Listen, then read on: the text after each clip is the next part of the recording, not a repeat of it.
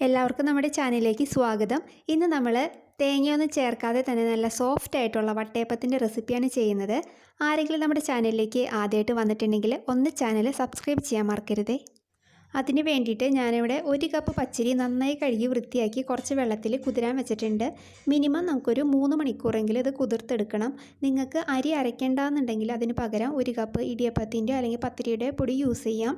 ഞാനിപ്പോൾ ഇവിടെ അരി അരച്ചിട്ടാണ് ചെയ്യുന്നത്. ഇനി ഇതിലേക്ക് ഒരു 1/4 കപ്പ് അവലെടുത്തിട്ടുണ്ട്. ഞാനിവിടെ വെള്ള അവലാണ് യൂസ് ചെയ്തിരിക്കുന്നത്. അത് നന്നായി കഴുകി വൃത്തിയാക്കി ഒരു 1/4 കപ്പ് വെള്ളത്തിൽ കുതിരാൻ വെച്ചിട്ടുണ്ട്. ഒരു 3 മണിക്കൂർ നമുക്ക് ഇതും കുതിർത്തെടുക്കണം.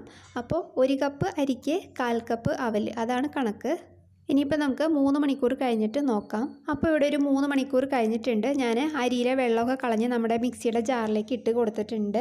ഇനി ഇതിലേക്ക് നമ്മൾ കുതിർത്ത് വെച്ചിരിക്കുന്ന അവലും കൂടി ചേർത്ത് കൊടുക്കാം. അപ്പോൾ ഞാനിപ്പോൾ 1 കപ്പ് അളവിനാണുള്ളത് ചെയ്യുന്നത്. അതുകൊണ്ട് അരിയും അവലും ഒന്നിച്ചിട്ടിട്ട് തന്നെയാണ് അരച്ചെടുക്കുന്നത്. അപ്പോൾ നിങ്ങൾ കൂടുതൽ എമൗണ്ട് ചെയ്യുന്നുണ്ടെങ്കിൽ 2 ബാച്ചസൊക്കെ ആയിട്ട് അരച്ചെടുക്കാം കേട്ടോ. ഇതിപ്പോൾ ഞാൻ 1 കപ്പ് ആയതുകൊണ്ടാണ് എല്ലാവരും കൂടി ഒറ്റ ബാച്ചിന് അരച്ചെടുക്കുന്നത്. ഇനി ഇതിലേക്ക് നമുക്ക് ആവശ്യത്തിന് പഞ്ചസാര ചേർക്കാം. ഞാനിപ്പോൾ ഒരു 8 ടേബിൾ സ്പൂണോളം പഞ്ചസാര ആദ്യം ചേർക്കുന്നുണ്ട്. കാരണം നമ്മളിത് പുഴുങ്ങിയെടുക്കുന്ന പലഹാരം ആയതുകൊണ്ട് നമ്മൾ മധുരം കുറച്ച് മുന്നിട്ട് നിന്നാലാണ് നമുക്ക് വട്ടയപ്പമായിട്ട് കിട്ടുമ്പോൾ മധുരം ഉണ്ടാവുള്ളൂ. അപ്പോൾ അതുകൊണ്ട് തന്നെ ഞാൻ ആദ്യം ഒരു 8 ടേബിൾ സ്പൂൺ ചേർത്ത് അരച്ച് നോക്കട്ടെ. അതിന് ശേഷം വേണമെന്നുണ്ടെങ്കിൽ ഞാൻ പറയാം.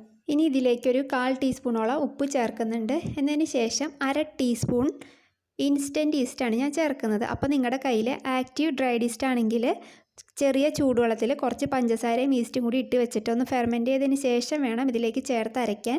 ഞാനിപ്പോൾ ഇൻസ്റ്റൻറ്റ് ഈസ്റ്റ് ആയതുകൊണ്ട് ഇതിനകത്തേക്ക് ഡയറക്റ്റ് ചേർത്ത് അരച്ചെടുക്കുകയാണ് കേട്ടോ.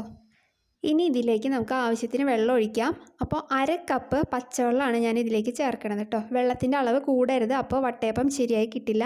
1/2 കപ്പ് നമ്മൾ ചായ കുടിക്കുന്ന ഗ്ലാസ് ഉണ്ടല്ലോ, അതിന് 1/2 ഗ്ലാസ് അളവിന് എടുത്തിട്ടുണ്ട്.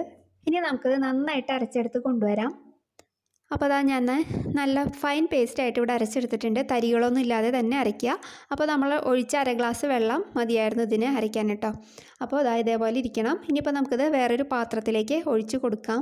എന്നതിന് ശേഷം നമുക്ക് ഒരു തവി വെച്ചിട്ട് നന്നായിട്ടൊന്ന് ഇളക്കി യോജിപ്പിക്കാം. ഇതിൻ്റെ മധുരമൊക്കെ ഒന്ന് ചെക്ക് ചെയ്ത് നോക്കാം. കുറവാണെങ്കിൽ ചേർത്ത് കൊടുക്കാം.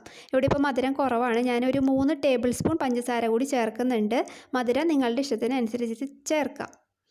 അപ്പോൾ അതും കൂടി ചേർത്തിട്ട് ഒന്നും കൂടി ഇളക്കി കൊടുക്കുക. അതിന് ശേഷം നമുക്കിത് അടച്ച് വെച്ചിട്ട് മിനിമം 3 മണിക്കൂറെങ്കിലും ഫെർമെൻറ്റ് ചെയ്യാൻ വെക്കാം. ഞാനിപ്പോൾ ഇത് വൈകുന്നേരമാണ് റെഡിയാക്കി വെക്കുന്നത്. അപ്പോൾ രാവിലത്തേക്ക് വട്ടയപ്പം റെഡിയാക്കി എടുക്കാവുന്ന രീതിയിൽ. അപ്പോൾ ഇത് മതി. ഇനിയിപ്പോൾ നമുക്കിതൊന്ന് അടച്ച് വയ്ക്കാം. അപ്പോൾ ഇവിടെ രാവിലെ ആയിട്ടുണ്ട്. നമ്മുടെ മാവ് ഇതാ കണ്ടില്ലേ, നന്നായിട്ട് ഫെർമെൻറ്റ് ചെയ്ത് വന്നിട്ടുണ്ട്.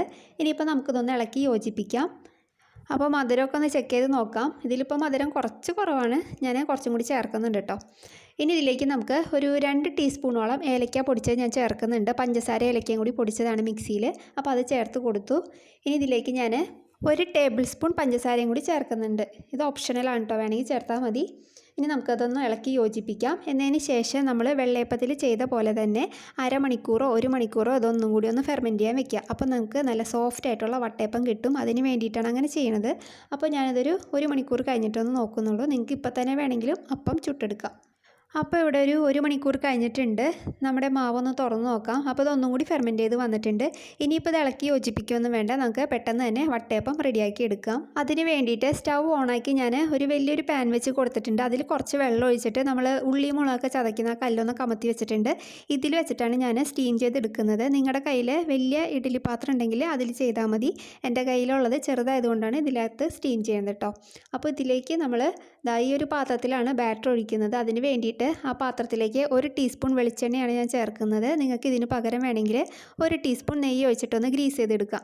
ഇനിയിപ്പോൾ നമ്മൾ തയ്യാറാക്കി വെച്ചിരിക്കുന്ന ബാറ്റർ ഒരു പകുതി ഭാഗം നമ്മുടെ ഈ പാത്രത്തിലേക്ക് ഒഴിക്കാം. എന്നതിന് ശേഷം വെള്ളം തിളച്ച് വരുമ്പോൾ ഈ പാത്രം അതിലേക്ക് ഇറക്കി വയ്ക്കാം.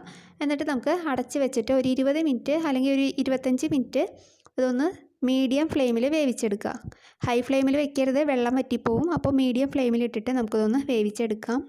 അപ്പോൾ ഇവിടെ ഒരു 20 മിനിറ്റ് കഴിഞ്ഞിട്ടുണ്ട്. നമുക്കിതൊന്ന് തുറന്ന് നോക്കാം. എന്നതിന് ശേഷം ഒരു പപ്പടം കുത്തി അല്ലെങ്കിൽ ചെറിയ സ്ക്യൂറോ ഇട്ടിട്ടൊന്ന് ഇൻസേർട്ട് ചെയ്ത് നോക്കാം. എന്നതിന് ശേഷം ഇത് ക്ലിയറായിട്ട് വരുന്നുണ്ടെങ്കിൽ നമ്മുടെ അപ്പം ഇവിടെ റെഡി ആയിട്ടുണ്ട്. അപ്പോൾ അതവിടെ ക്ലിയറായി കിട്ടിയിട്ടുണ്ട്. അപ്പോൾ നമുക്കിത് ഫ്ലെയിം ഓഫ് ചെയ്തിട്ട് തണുക്കാനായിട്ട് ഈ പാത്രത്തിൽ നിന്ന് മാറ്റി വയ്ക്കാം. അപ്പോൾ അതാ നമ്മുടെ വട്ടയപ്പം ഇവിടെ തണുത്ത് വന്നിട്ടുണ്ട്. നല്ല സോഫ്റ്റായിട്ട് ഇരിക്കുകയാണ്. ഇനിയിപ്പോൾ നമുക്ക് കത്തി വെച്ചിട്ട് അതിൻ്റെ ചുറ്റുഭാഗം ഇതേപോലെ ഒന്ന് ആക്കിയിട്ട് വേറൊരു പാത്രത്തിലേക്ക് കമഴ്ത്തി വെക്കാം.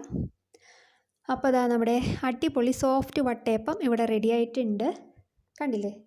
അപ്പോൾ ഞാനിതിൻ്റെ മേലേക്ക് കുറച്ച് കോൺഫ്ലെക്സ് ഒക്കെ ഇട്ടിട്ടൊന്ന് ഗാർണിഷ് ചെയ്തെടുക്കുന്നുണ്ട്. ഫോട്ടോ എടുക്കാൻ വേണ്ടിയിട്ടാണ് കേട്ടോ. ഇതൊന്നും ചെയ്തില്ലെങ്കിലും കുഴപ്പമില്ല, നല്ല അടിപൊളി ടേസ്റ്റാണ്.